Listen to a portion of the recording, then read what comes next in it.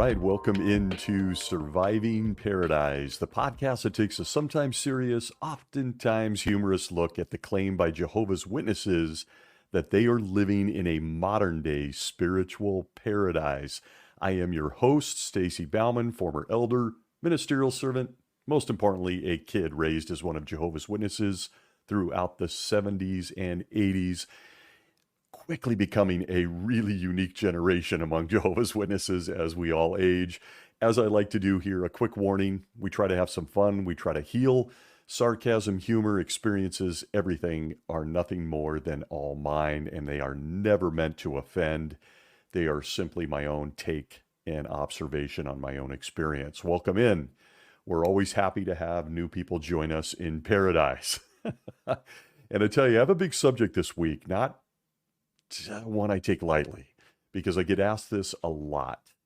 And I have to admit that at the risk of sounding self-serving, I sometimes wonder if I'm even covering this particular subject and giving it the type of justice and play it should get. But we're going to take a shot at it. We're going to take a shot at it this week. First and foremost, I am big on authenticity, almost to a fault. And it's a strange subject for me. I'm still not sure how it all works in my head when considering all things authenticity. Maybe you can relate. Maybe you can relate. I struggle, and I mean I really struggle with fake stuff. It's just not my thing, and I don't understand it. And let me give you an example of what I mean. I love Disneyland, okay? I'm outing myself here. A big Disney guy, maybe it's my age, generation, grew up on it. Mostly because I'm entering the park knowing it's time to indulge in fantasy or fun, stories, good times, laughs. I love Disneyland. I go in with a certain kind of mindset. But I have to tell you, I absolutely hate Las Vegas. And for anyone that lives there, please know I'm not trying to offend you. I just am not a fan of Las Vegas. And by Las Vegas, I mean the Strip. Mostly because I feel like I've been dropped into the most inauthentic environment I've ever been in, I've ever seen. And I had to travel there so often. I was there all the time, and I've never liked it. I got no problems, as an example, taking a picture with Mickey Mouse at Disneyland, even though it's probably some guy named Chad who lives in Costa Mesa. Doesn't bother me. But I would walk by people on the Strip in Las Vegas taking pictures in front of the Paris casino and screaming with joy and excitement to get their picture taken, quote, with the Eiffel Tower. Who wants to tell them? Who wants to tell them? As a kid, I wouldn't even take an autographed football card because I wasn't present to witness the player actually sign it. Was it authentic? I know, I'm outing myself here in the way I think a little bit. Was it even his signature? Who knew? I genuinely get excited when a kid or person gives me a gift that they made specifically for me. Much more excited than a gift I might get from someone they got on Amazon. Maybe this all goes without saying, I don't know. But it's how I think about authenticity. I've always been weird this way. I was offered some really cool things over the years, but they were knockoffs or they were copies of the real thing. And frankly, I just wasn't interested. It doesn't do anything for me. I put a lot of weight in authenticity, the original, the real thing. And as I've repeated on the show far too many times, many times before, I'm really big on motive. I don't know if everybody shares that same type of feeling. I don't know if this is even common with other people. I don't know if this is common worldwide among Jehovah's Witnesses, but as an elder and a visiting public talk speaker, as another example, someone would be assigned, and I do mean assigned, and oh, the irony, to show the speaker, quote, hospitality, but it had to be assigned to someone to make it happen. Again, not really authentic. And often, I wouldn't even go to lunch afterward based on that reality. I just knew that they were assigned and they were begrudgingly taking the speaker out to lunch. But I'll tell you what, in my time as a Jehovah's Witness, I would then have a little person walk up to me after the meeting, after the final prayer the speaker gives, with a picture that they drew about my talk, my public talk. And I got to tell you, I loved it. It meant so much to me, and I still have a stack of those pictures. I threw away all the literature, which I also regret in hindsight, but I kept all the pictures given to me by little people out in the audience. I'm just big on authenticity. I'm big on pure motivation. Maybe it goes without saying. But for that reason, I've long been intrigued by the concept of being a fake Jehovah's Witness. And before I go any deeper, I'm going to say this as firmly as I possibly can. I am not in any way judging anyone that chooses that course, and as you will soon see, I even recommend it in some cases. But the concept of being a Jehovah's Witness for reasons other than true love for the invisible guy and his earthwide organization has always been of interest to me. It continues to fascinate me for all the reasons aforementioned regarding authenticity. It's not without difficulty and challenges. It's a complex subject. One of the most common questions I get from people is this. Hey, Stacy, is it okay to fake being a Jehovah's Witness? Do you have a problem with that? You think that's a good plan? Or an admission by someone that they've been a fake witness all along? That one always blows my mind.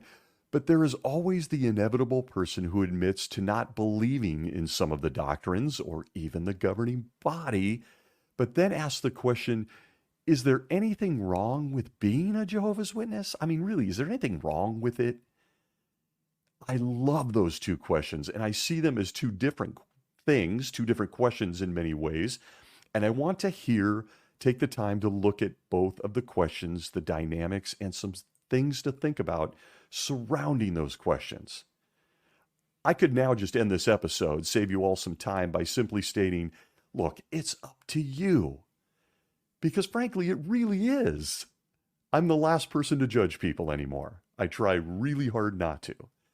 Any decisions you have about being a Jehovah's Witness, or if it's even a good idea to be a Jehovah's Witness for you, is truly a you question and answer. The truth of the matter in choosing to be a fake Jehovah's Witness is that many, many have made that decision. As I mentioned, still others have considered whether it was wrong to be a Jehovah's Witness and may have made other decisions. It's all unique to each one of us, and nobody should judge the other person for the course they take.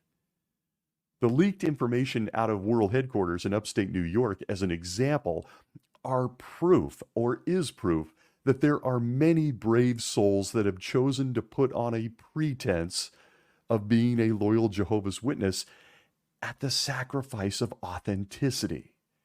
And I have tons and tons of respect for those great people that are doing that.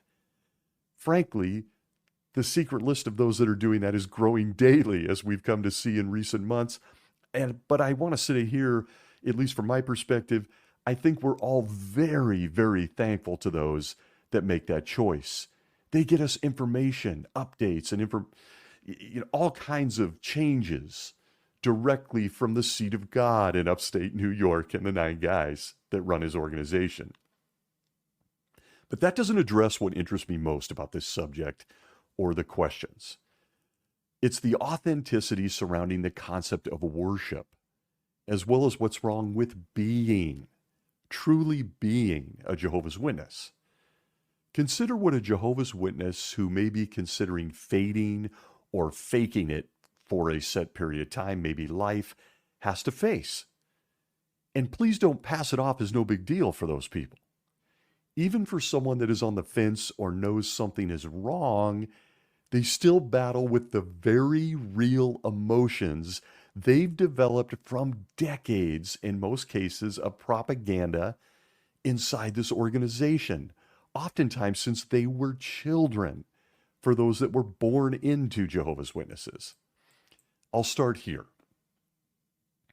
When the voice in your head that screams, something is wrong, won't shut up, and a dub is considering faking, fading, or ignoring it all, And continuing on, those decades of training create a sense of guilt and dread, with neither decision or any decision being easy. Otherwise, everybody would be doing it at this point. Let me give you an example. You're a Jehovah's Witness. You do still believe in Jehovah, and you decide, look, I'm going to fake it. They're wrong on this, this, and this, but it isn't that bad being a Jehovah's Witness. From the word go, a J-dub faking it and still hoping to love God, still wanting to be a Christian, really, really struggle. To choose a life of half-assing it, as it were, is a curious decision, at least from where I sit. It raises all sorts of other issues and questions that only each person has the right to answer. It's been my experience that many people who want to fake it or fade usually, at least in the beginning, still believe in Jehovah or the Bible. And well, let's be honest with ourselves. The Bible has a lot to say about whether faking it is a good idea or not.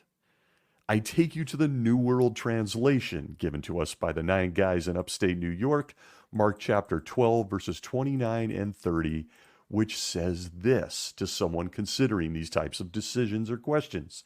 Quote, Jesus answered, "The first is, Hear, O Israel, Jehovah our God is one Jehovah, and you must love Jehovah your God with your whole heart, and with your whole soul, and with your whole mind, and with your whole strength." End quote. So to drill the point home, Jehovah God then, earlier in the Bible, tells the prophet Samuel at 1 Samuel 16:7, quote, "Mere man sees what appears to the eyes, but as for Jehovah, he sees what the heart is." End quote. So we're getting somewhere on this, especially for someone contemplating these types of questions or decisions in their own life. Can I fake it? Is it even that big a deal to be a Jehovah's Witness? Aren't they just like other churches? On and on it goes. The Bible, if you're still holding on to that, and to a God watching on in heaven and reading your heart, authenticity is a big deal. Faking it's going to be tough on you. And as you can see, it's not appreciated by God. The governing body goes on to say in the Watchtower of 2010, March 1st, page 23, under the article, "He sees what the heart is," we get this, quote, "Appearances can be deceptive. What a person is on the outside does not necessarily reveal what he is on the inside, deep in his heart. Humans tend to judge from outward appearance." End quote. So there you have it. If you want to fake being a Jehovah's Witness, or you just don't see it as that big of a deal, like just going to continue on this path, just note that while you can fool the people in your local congregation, maybe, you aren't going to fool Jehovah if you're still hanging on to that relationship. And what that usually leads to for people is a flood of emotions. This is where it gets complex. For a Jehovah's Witness who still believes in their version of Jehovah, but not in his organization, the problems begin. First, they likely still hold on to the belief that Jehovah knows what they're doing. He sees their motives. He can get inside their heads and their hearts, and he sees any inkling or lack of authenticity. And unless they've made a full break from their baked-in belief system, it's highly uncomfortable for that person. In other words, Jehovah knows. And if they decided to stay in Jehovah's Witnesses in the organization despite disagreements and fake the entire lifestyle, it's likely they don't believe in Jehovah anyway. That's a bold statement, but it's very difficult to picture any person in this complex situation staying or faking or just continuing on as a Jehovah's Witness, all the while knowing that Jehovah sees inside their heart. In most cases, People who leave, leave it all. But many decide to stay and fake it because from the beginning, they've never been able to separate the God of the Bible from a publishing company in upstate New York. That's truly a real dynamic for a Jehovah's Witness. You see, emotionally, they're one and the same for a Jehovah's Witness. The Jehovah of the Bible, despite that not being his name, is made manifest in Watchtower magazines, conventions, dramatic videos, even modern-day cartoons and JW broadcasting. They never, in this case, a witness contemplating whether to fake it or stay or if it's even a big deal, they never stop to contemplate that somehow that same God that they believe in or don't believe in at this point also created the atom. He created the universe. The Bible tells us he beamed Enoch somewhere where he's hanging on tight till he's resurrected. He can talk to people through burning bushes. He can even put his son into a virgin's womb where he lives for 9 months after creating everything else, all without Stephen Lett or a single Bible study aid. The God they believe in was able to do all those things without the Watchtower Bible and Tract Society. It's an interesting thing to contemplate when looking at this decision. So for a witness to contemplate faking it or fading, they have to somehow, at a time they can't even conceive of it, separate their love for God from their love of the governing body and a lifetime of servitude that they comfortably know. It becomes an issue of comfort. Authenticity can go out the window. It's what I know. And it's something that a witness faces when they're facing these types of questions. They don't want to lose their religion, but they don't believe their religion, at least not all of it. So they don't want to lose Jehovah, but Jehovah only loves this religion, or so they're told. And so it goes. A witness can find themselves in an emotional spiral. Maybe there's someone listening right now who's going, my God, this is exactly where I'm at. It's lonely, isn't it? It's really a lonely place to be. Scary. It's certainly uncomfortable. And for a witness that wants to keep Jehovah, they, in their mind, really feel like they also need to keep the religion somehow, some way. Therefore, faking it or just moving forward becomes an option.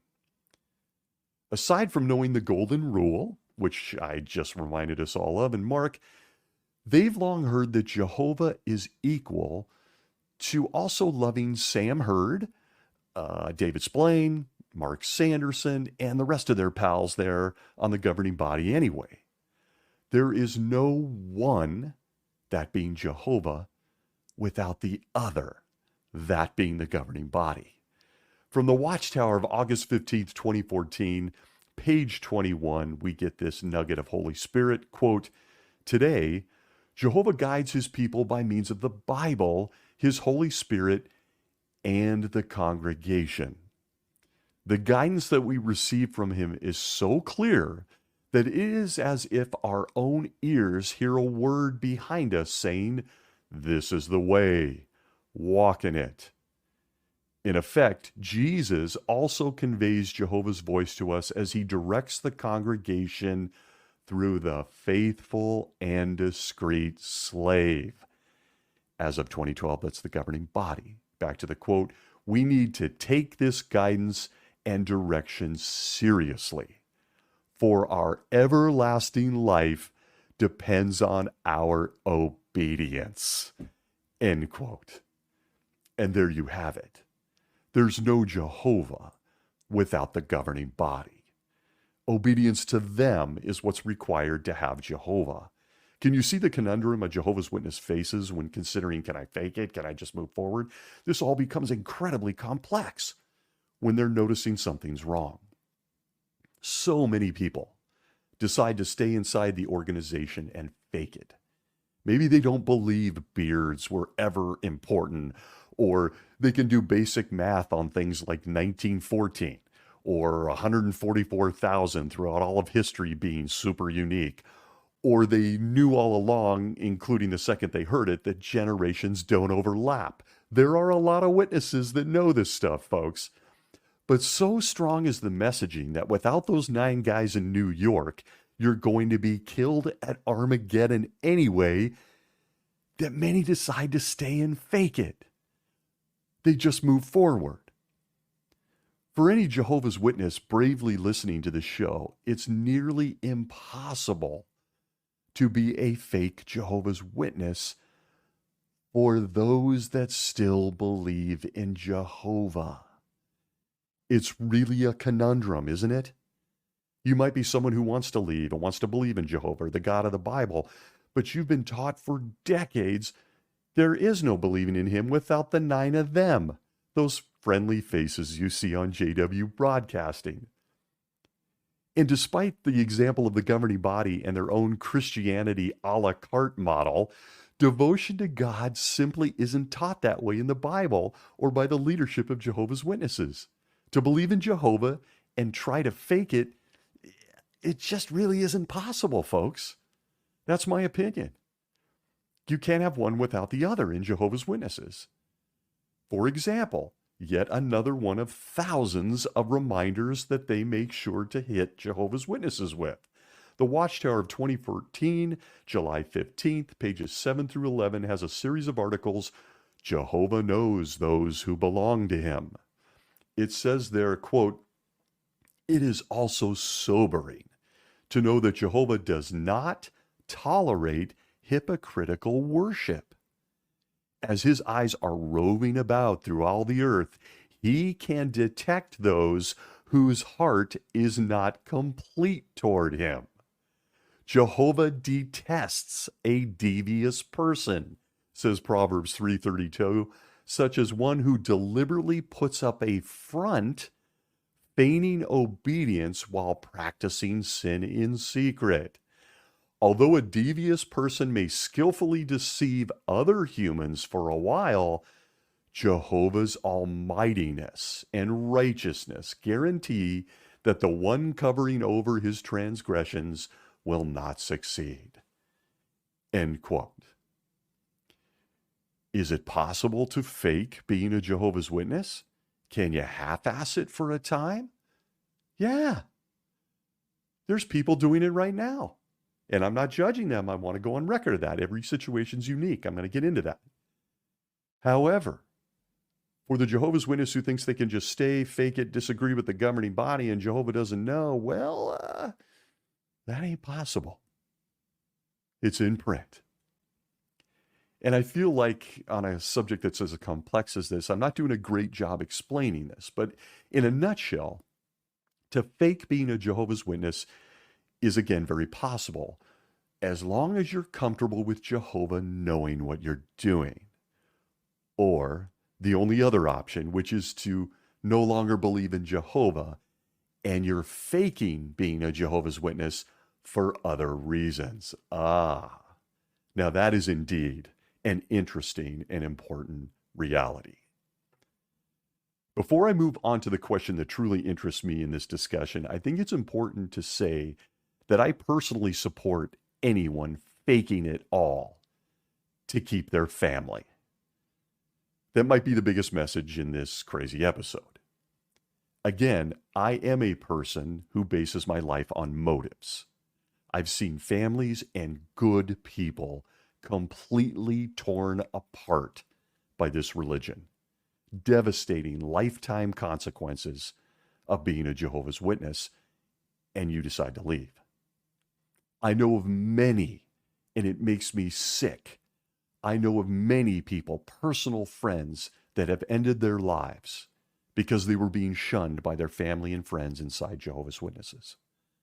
So if you haven't picked up on my feelings on this in past shows, I'm going on record right here in this episode as saying that only you, dear listener, anyone thinking about this, knows what you can handle, and only you will face the consequences if you are to stay or if you are to leave.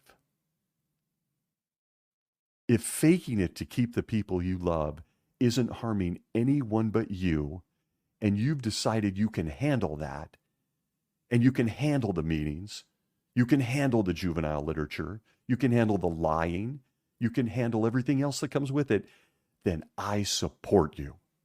I am against people losing people they love. With that said, not everyone can do that. But I know that there are those that can. We see it every day with stuff coming out of New York. People on the lam or in secret giving us info. They no longer believe in any of it, but they found a way to keep that to themselves, and they navigate the world of Jehovah's Witnesses just to keep the people they love in their life. To illustrate, I doubt any of us like going to the dentist, but we do it to keep our teeth, right? How someone does that varies by circumstance. And I often answer personal messages on how to navigate faking their life as a Jehovah's Witness, the schedule, the elders, and everything else that comes with it in creating that fake JW persona, that life. I get a lot of questions about that, which is the purpose of this episode. There is no shame and there should be no guilt in making a personal decision to fake it, stay, and keep your family. We all know the consequences. You didn't make the rules, they did. If they want to play ball, play it their way, and it benefits you, fantastic. In no world do I recommend subjecting yourself to any pain or loss for this organization. And I will also go on record here by stating that I believe this will change dramatically in the next 10 to 20 years as the children of those past generations begin to lose their Jehovah's Witness parents. Time catches us. Many who decide to stay and fake it are doing so to keep their older parents, to keep their older relatives or friends they love. When they're gone, it's probably a plan that they will be too, at least from the organization. And wow, what brave, loving, incredible people you are if you're one of those people listening. To swim among the sharks to keep the love of your family in place is an incredible sacrifice, folks. It's incredible. Because being part of this organization when you know it's wrong is mind-numbing. Those people face a unique set of challenges and decisions with aging JW parents or loved ones. But what about younger people who are associated but not yet dedicated baptized JWs? Current and future generations born into this religion are already showing that they have no intention of faking anything. It's become so much more common. Their bravery is so admirable. Our generation may just not have the luxury of that. Those of us that are older and have older parents or loved ones. But the younger folks, my God, look at the number of activists on YouTube, right, with podcasts. They're voting with their feet by leaving the organization, and they have no fear of the spiritual consequences despite the governing body's attempt to scare them to death. And they do it all the time. I'm in complete admiration and respect for the younger generations doing this. Let me give you an example of what the governing body tells those young people. And I do this because when they make that brave decision to bolt, they have to face what they've been hearing. And this is what they've been hearing. The Watchtower of 2006, July 1st, pages 26 through 30, under the series of articles, Youths, Make It Your Choice to Serve Jehovah, we are told this, quote, young ones, please do not imagine that by postponing baptism, you avoid accountability. When you have reached the age of responsibility, you are answerable to Jehovah for the way you act, whether you are baptized or not, end quote. Well, there it is. That loophole that so many JW parents use now when their kids fail to get baptized after coming to adulthood, they still associate with them. They're almost thankful they didn't get baptized. But the end message is this: it doesn't matter, young people. He's still gonna kill you. That's the message. And so for people that are leaving, they have to contemplate this. There was a time that this sort of messaging scared us, my generation. But many of today's young people have decided to forego faking it and pleasing others. They simply know they just need to hold off on getting baptized, and they can avoid the risk of shunning, which essentially takes away most of the reasons to live life as a fake witness anyway. It's just that fear. They play the loopholes that the 9 guys in New York have created to tie themselves in knots. I often wonder if they ever get in a room and realize how stupid they've been. They don't. They keep doing it. The same guys that try to scare young people into getting baptized with that reference from 2006 Watchtower that I just read, they had a memory lapse. Did you know that? To prove how dumb they are and the loopholes they create and why young people are just foregoing the faking lifestyle, take a look now on their website under the About Us Frequently Asked Questions section, where we are hit with this, quote, "Do Jehovah's Witnesses shun their children if they choose not to be baptized?" Answer, no. Although witness parents feel sad if a child does not share their faith, they still love their child and do not sever their relationship solely because of their child's refusal to become a witness. End quote. Isn't it fascinating, folks? 2006, you're trying to dodge baptism because you're afraid you might get disfellowshipped if you slip up. Jehovah still sees it. He's still going to kill you. Don't try to fake it. And then this, on their website, parents can still hang out with their kids all they want if they haven't get baptized. They're just going to be a little sad about it. What a massive change for this generation of Jehovah's Witnesses. A massive change. Those of us from past generations were told to get baptized or die. That was really the message. I'm not even trying to be dramatic. You had to be baptized or you were going to die at Armageddon. It was in talks. It was all over. There were even parents who stopped associating with their unbaptized kids if they decided not to be a JW. I actually know some. But today, a younger person who's been raised around this organization can push it all off, never has to consider being fake or what's wrong to be a witness. Just don't do it. Claim you're not ready and live your best life without the risk or pain of shunning from the people you love. I have an entire episode on this in the past. Baptism, it's a trap, and it is. But it's fascinating when you consider the difference in generations for those of us that are older. We were pressed into it. Young people today are still getting pressed, make no mistake, but they're deciding to forego faking it. They're looking at their parents and the organization and saying, nah, I don't think so. And they're not losing anything, folks. Their parents are just a little sad, as the website says.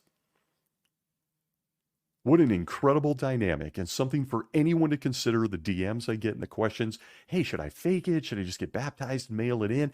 No. The dynamic has changed. My generation and those of us from 60s, 70s, 80s, 90s, we have it a little tougher in making those decisions. You do not. Don't do it. If you're on the fence, why take the risk? Just give it some time. Think it through. I'm a big believer in this. With all of that said, it's the second question I'm often asked that goes to my own feelings on authenticity, motive, and a whole bunch more. I'm often asked by people, look, Stacy, aside from faking it, is it really a big deal to be a Jehovah's Witness? What's wrong with just being one? To that I say, like the first question, this is truly something that each individual should answer for themselves. I'm just a guy like you. Not that I'm setting myself up as an authority figure, but when I get these questions, I think that really depends on you. You're a precious, unique soul. How do you feel about it? Many people may consider associating with Jehovah's Witnesses to be no big deal at all. They just see that as just associating with any other church or religion that gives them a sense of community, where their friends are at. In addition, there are some fantastic people that are Jehovah's Witnesses, and it's possible to create real friendships inside Jehovah's Witnesses. There's some good stuff. But with all of that said, I'm going to make a really blunt and bold statement, because I guess you do that when it's your show and you're the only one on it. And I just want to underline that this is my opinion only, and you're free to disagree or turn this off. So here's my blunt answer to that question. What's wrong with being a Jehovah's Witness? I mean, what, is it a big deal? Here's your chance to exit stage left. Are you ready? 5, 4, 3, 2, 1. Stacy, what's wrong with being a Jehovah's Witness? Answer from Stacy, in my opinion, for the authentic person, everything. Everything. I know, it's blunt, it's bold, and it's opinionated, but I doubt you're shocked if you're here. When I'm asked this question, I have to take a deep breath. I just got to be honest, because my knee-jerk reaction is to react the same way I did when I realized what I was part of, which was highly emotional, exploding, talking to everyone, calling friends, begging them to leave with me, all sorts of insane, did you know this, did you know that? It's very emotional. It took me years to realize that I need to rein it in. It's a common reaction with a Jehovah's Witness when they actually realize the truth about the truth. So after 14 years, I've learned a thing or two, and I've been able to rein in my emotions. And I try to tell people, especially in the beginning, take a breath. Take a deep breath. Again, I can't state it enough. What a person decides to do with this issue of being a JW or not, it comes down to them. It's a very personal decision, and no one should be judging because there's a lot of complex issues.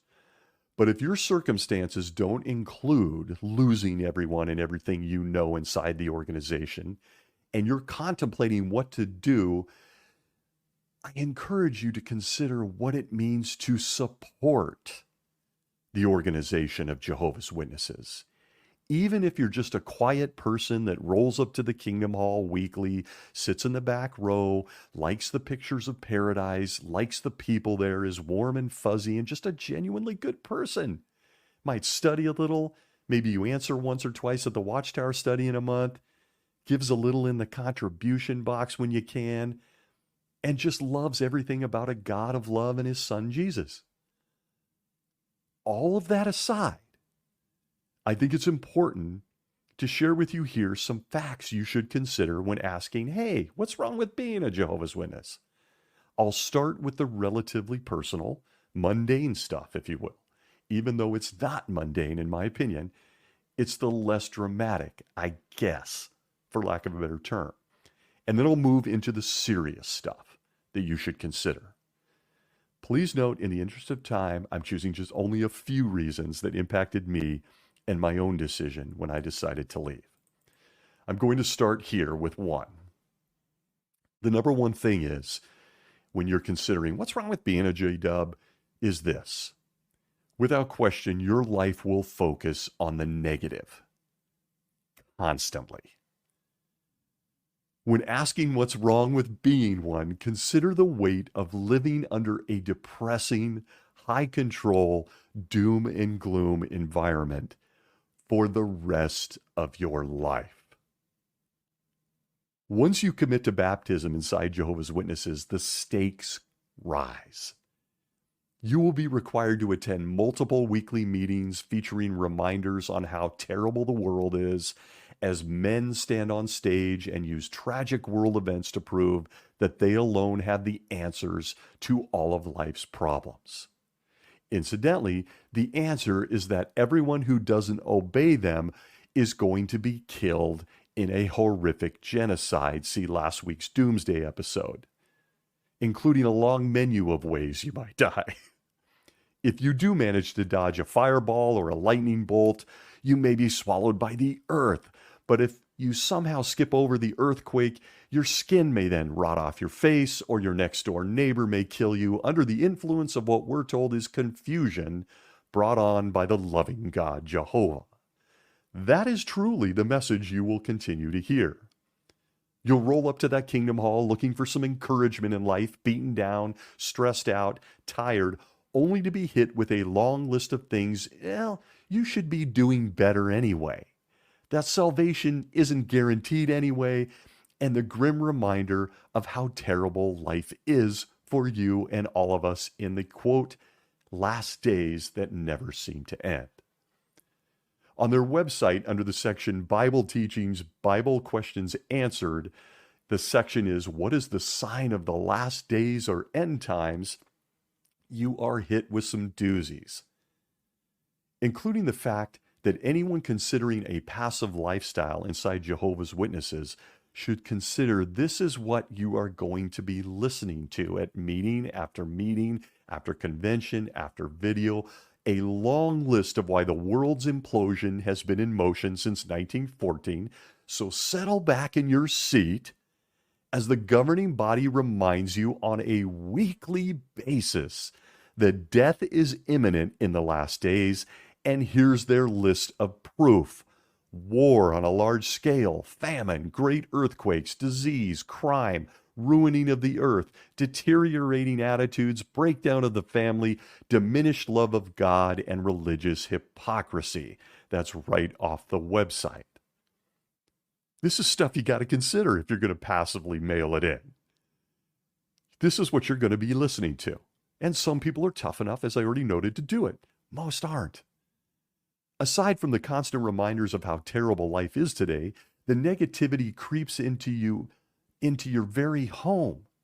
Dare I say, into your very brain, as they tell Jehovah's Witnesses that anything they get from them at the meetings, conventions, and the governing body is all just undeserved kindness anyway. Sort of like telling your children, I'll love you even if you don't deserve it. It's a real fuzzy feeling. It goes on and on as everything from the hair on your body to what you watch to who your friends are to your medical decisions to your clothes to your very motives to who you're attracted to romantically, on and on it goes inside the world of Jehovah's Witnesses, with you checking all of your personal rights at the door and subjecting yourself to discipline and shunning if you don't agree with the 9 guys in New York you're likely never going to meet and their enforcers, otherwise known as the local body of elders. If you're thinking about just faking it or mailing it in, or what's the big deal in being one, associating with Jehovah's Witnesses can be a laid-back experience. Sort of like attending many other denominations and churches. If you're thinking that, please think again. It simply isn't true. It isn't true at all. It's a high control organization. An example, the Kingdom Ministry of July 1975, pages 1 through 3, Meetings Keep Us Together is the title of the article. We get this nugget, quote, a good relationship with Jehovah depends on the way we worship him. Mere passive worship has never been acceptable. Every requirement of pure worship involves earnest effort. Attending meetings is one of the ways we make that effort. End quote. Going to be tough to fake it or just be a, quote, passive worshiper. Jehovah won't accept you anyway. You're wasting your visit to the Kingdom Hall. And in the end, while this seems like a little thing by comparison to the few things that I'm about to share, what follows, I would ask, is it? Is it really a little thing? And furthermore, why would anyone consider a passive, let me back up. Why would anyone considering a passive life as a Jehovah's Witness want to be exposed to this week after week? In the interest of time on this dynamic alone, please consider listening to past episodes of this show. I know it's repetitive for the loyal listeners, and I apologize for that, but it's a message that I think needs to get out, and this week was particularly busy with people asking these questions. It's very, very important that everyone understands by just staying in and not thinking it's a big deal after all, even if you don't believe it, you're still going to be exposed to this messaging on a regular basis. But how about a second thing to consider? This is a big one, even if it's not clearly, I can't even say that. How about a second one? These guys lie to you regularly, and they still demand that you obey them. You can consider a life like that, but just note that it's a very real thing in Jehovah's Witnesses. It would take hours to consider how many times the governing body has lied to Jehovah's Witnesses through the decades, but it is very well documented, and it has gone on since the beginning of the organization in the 1800s. Started with pyramids and Jesus showing up in 1874, and lies, lies, and more lies. Everything from the dates for the end of the world, Jesus deciding to return, but he's going to stay invisible when he returns, that they're his one and only choice, and lists of lies, deadly counsel, and misery that rivals the grains of sand on any beach you might be on. It's all there. You can find it. And they have no problem lying to millions, then saying, well, we just adjusted their beliefs decades down the road from when they first said it. In fact, a small example of this can be found on their website right now. It has its own section titled Beliefs Clarified, 1986 to 2023. Oh, the irony when I stumbled into that section. Please look it up on their website via the search bar. Clarified? Beliefs clarified? Is that just a fancy word for beliefs changed? Because it is. And there's an entire section of it. Some people would actually consider that lying to millions of people. Most of us would probably consider it that. You're a smart person and you know God doesn't care about beards. Their answer to that is, so what? Obey us anyway. You know generations don't ever overlap. No one's ever heard of such a thing unless it's a science fiction movie. Their answer to that is, so what? Obey. From the Watchtower of 2014, May 15th, pages 26 through 30, Are You Moving Ahead with Jehovah's Organization? Is the article. The quote is this: if we are to have Jehovah's favor and blessing as individuals, we must support his organization and accept adjustments in our understanding of the scriptures. May each of us stick to God, keep pace with his people, and continue to move ahead with Jehovah's organization. End quote. How about another? The Watchtower of 1983, January 15th, page 22, Avoid. Independent Thinking says, quote, avoid questioning the counsel that is provided by God's visible organization. End quote. Two such examples when you're thinking, come on now, is it really a big deal to be a Jehovah's Witness? Can I fake it? They're going to tell you one thing and change it later. You can see that the sky is blue, but they keep telling you the sky is red. Shut down your brain is the command from the governing body. From the Watchtower of 1967, June 1st, page 338, we get this, quote, in Jehovah's organization, it is not necessary to spend a lot of time and energy in research, for there are brothers in the organization who are assigned to do that very thing, to help you who do not have so much time for this. These preparing the good material in the Watchtower and other publications of the society. End quote. You don't need to study. Don't even look up our references. Don't check us. Don't fact check us. You don't need to do that. You don't have time for that. You see, if you think you can be a passive Jehovah's Witness and have your own thoughts and randomly show up to a few meetings like any other church or denomination, you really can't. Not if you're going to be accepted as a faithful Jehovah's Witness. And you will do all of this even as the belief system changes before your eyes. Not just on things, stupid things like facial hair of a few weeks ago, but on what's required with your own body, health issues, and much more serious topics, life and death stuff. And again, at the risk of self-promotion, listen in on past episodes here. Your thoughts are not your own. They're their thoughts. And you should accept what they tell you. You don't have to study. So if you're contemplating this, just know what you're walking into. My question is this, again, why would anyone want to live a life like this? Why? It's a question only each of us can answer.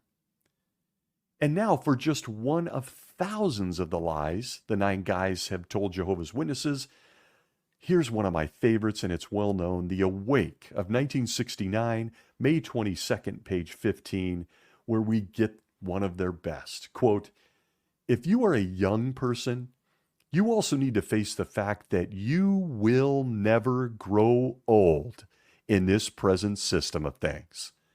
End quote. 1969. I was 2.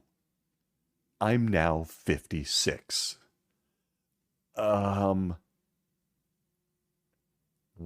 of thousands of the lies Jehovah's Witnesses are exposed to, whether you're dyed in the wool and faithful, or you're wondering what's wrong with just being a passive one and faking it. This is what you'll be fed. But how about a third reason? By being a Jehovah's Witness, make no mistake on this. I'm going to be bold and blunt. You support an organization that cares little about children. Fact. For a regular listener, I know this seems repetitive, but candidly, it's the biggest reason I started this little show. There isn't enough that can be said about the danger to children inside Jehovah's Witnesses. I have an whole episode on it. I can't find it in me to tone this message down. But for anyone that is asking, hey, is it really a big deal to be a JW? You know, I just kind of passively hang in and out of there. What's wrong with being a Jehovah's Witness? What follows anyone asking those questions of themselves should give you serious pause. Children are exposed to all the same messaging as adult Jehovah's Witnesses are. In fact, the governing body doubles down on children by creating publications and cartoons targeting little people with their messages. Children are baptized and put through the same mental and emotional grinder as an adult Jehovah's Witness. I've put emphasis on this so many times on this show. Lots out there to listen to if you're interested in digging deeper. But aside from the mental anguish and all of the lost potential, there is a very real physical danger to children as well, including encouraging sick kids who desperately need something like a blood transfusion to instead choose death as their prime option. It deserves a much deeper conversation, can't be emphasized enough, but please note it if you're wondering what's wrong with being a Jehovah's Witness. But it doesn't stop there. Tonight, in the kingdom halls of Jehovah's Witnesses, you may sit your child next to a pedophile. You won't know because you haven't been told by the elders. And Jehovah's Witnesses won't report that person to the authorities unless it's required of them by law. In addition, they even know and have that person's information in a secret database they've paid millions of dollars to keep private, to keep from you.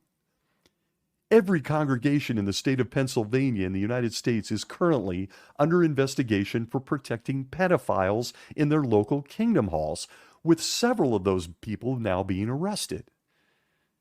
Australia uncovered over 1,000 pedophiles inside their congregations over a time span, and the list goes on. So if you really are someone honest-heartedly going, what's wrong with being a Jehovah's Witness? I mean, what's wrong with it? You have to consider this. This is who you're supporting. Guilt by association. It's not deniable.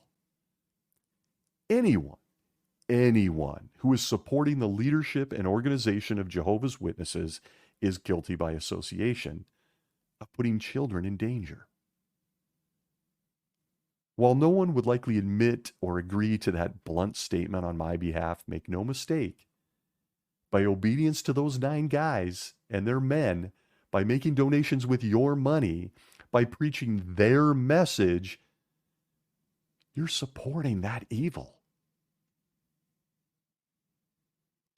In their own words, from the Awake of May 22nd, 2005, page 13, it makes this comment to land the point home if it's more palatable.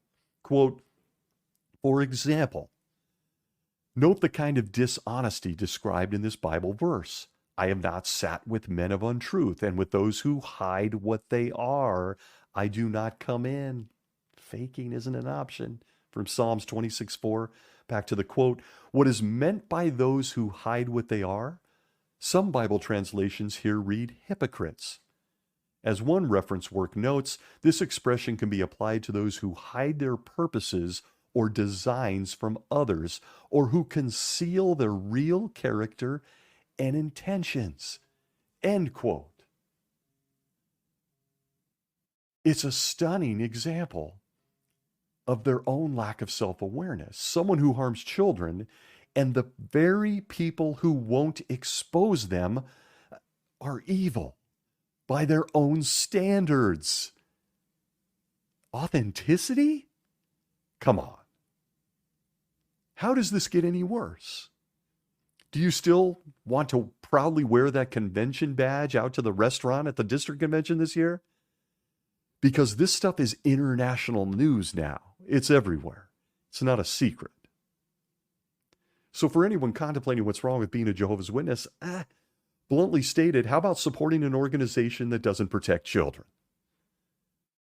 That's a way simplified version of the level of evil that many have endured. They have the scars now as adults. Kids that are sitting in a kingdom hall now just feet away from someone who has very impure, disturbing desires that have not been exposed to the parents so that they know to protect their kids.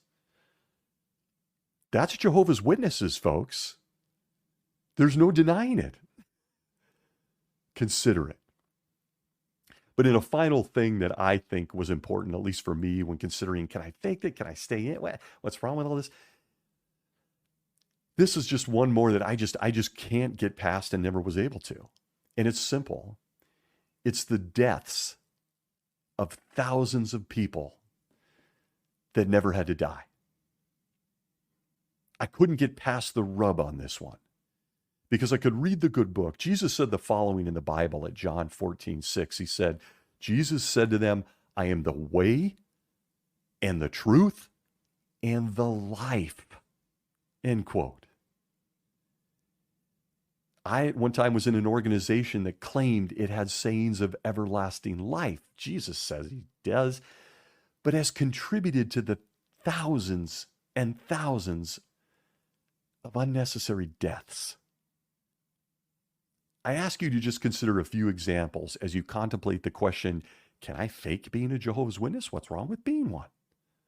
From their website, under the frequently asked questions section, we are told this, quote, about 1,500 of Jehovah's Witnesses died during the time of the Holocaust. End quote. The irony being that Judge Joe Rutherford himself during that same time period was anti-Semitic and fueling the hatred towards Jews. And there's proof in print. How does one get past that? It's an actual ancient yearbook text, a book they've mothballed. Or how about medical issues? From studies available online, an estimated 33,246 Jehovah's Witnesses died during a 56-year period for refusing a life-saving blood transfusion, averaging out to about 594 precious, one-of-a-kind souls every year. For a doctrine not taught anywhere in the Bible. It's incredible. But how about this? Furthermore, from the Cambridge University Press of January 2018, under the article Mental Health of Jehovah's Witnesses, we find a published study that drops this little fact. Quote, these findings suggest that being a member of Jehovah's Witnesses faith may be a risk factor predisposing to a schizophrenic illness. End quote. Back to my own thoughts. This type of stuff puts people at a higher risk for things like self-harm. There are several studies showing the suicide rate among Jehovah's Witnesses to be 5 to 10 times higher than the rest of the population. It's estimated because it's difficult to measure. I'll just tell you this, painfully. Myself and many of us listening have known someone who was a Jehovah's Witness and had this tragic ending. I know several. This isn't stuff you can just dismiss if you decide you want to fake it or what's wrong with being a Jehovah's Witness. You're supporting an organization that does this. And with the guy they claim is their king, Jesus Christ of the Gospels, leading the entire organization, allegedly, with endless messages of things like love and life right from his own book, you have to wonder why so much tragedy follows the guys he chose here on the earth. They literally have a trail of death behind them, some of which have been completely unnecessary. Many younger generations don't even know the history of Malawi during the 60s and 70s. For those of us that were kids, we remember all the people in our congregations vigorously writing letters to the Malawi government, begging them not to harm our African brothers and sisters. Despite having a book known as the Bible, you remember that one, where the faithful servants of Jehovah in times past served in government positions. You might remember people like Joseph, like Daniel as examples. They sent thousands of Africans to their death, they being the governing body, because of the following. From the Watchtower, February 1st, 1968, page 71, a reference that I still makes me sick, quote, "At Lilongwe in central Malawi, 170 homes of these Christians were burned down in 3 nights. In the Fort Johnston district, slightly to the south, 34 homes and 18 food storage places were burned down toward the end of October. At Mbable, hopefully I'm pronouncing that correctly, on October 27th, the Christians of 2 congregations all had their homes burned down while they, including the women, were stripped of their clothes and brutally beaten. Since this is the way the witnesses of Jehovah conduct themselves, why then all this violent persecution of them in Malawi? Get ready." Quote, "One of the main reasons is that the witnesses refuse to buy membership cards in Malawi's Congress Party, as well as refuse to buy and wear badges with the picture of the president of Malawi, Dr. H. Kamuza Banda." End quote. Thousands of Africans died over a piece of paper.